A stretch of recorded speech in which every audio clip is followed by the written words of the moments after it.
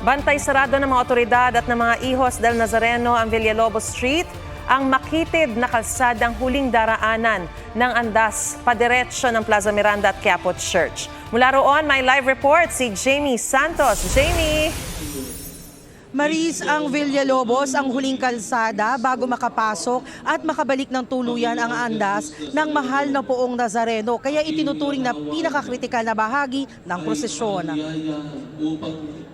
Tumbok mismo ng Villalobos ang Plaza Miranda. Papasok na ng Minor Basilica and National Shrine of Jesus Nazareno o Quiapo Church.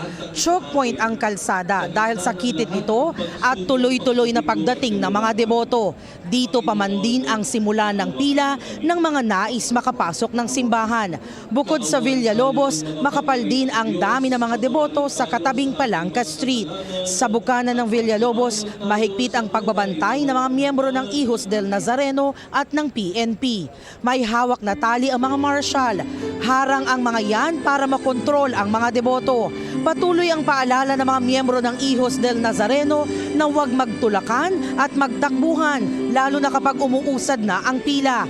May nakastandby pa ring mga medical team at rescue personnel para sa mga nahihilo, nasusugatan at nanghihina. Sa isang tindahan sa Villalobos, inabutan namin ang isang grupo ng mga deboto mula Taguig na doon daw talaga pumupwesto taon-taon.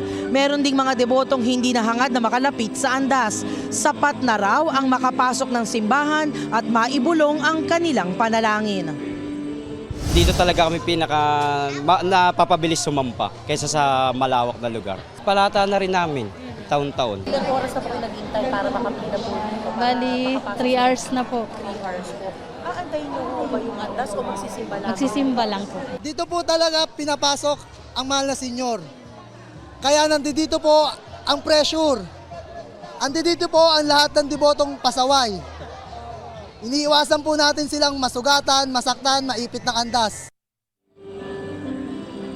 Maris, muling paalala ng mga otoridad sa publiko na hanggat maaari ay sumunod po sa patakaran at iwasan ng sumampa sa andas para iwas disgrasya. Yan yung pinakaimportanteng yugto ng Traslasyon 2026. At yan ang latest mula rito. Balik sa iyo, Maris. Maraming salamat, Jamie Santos.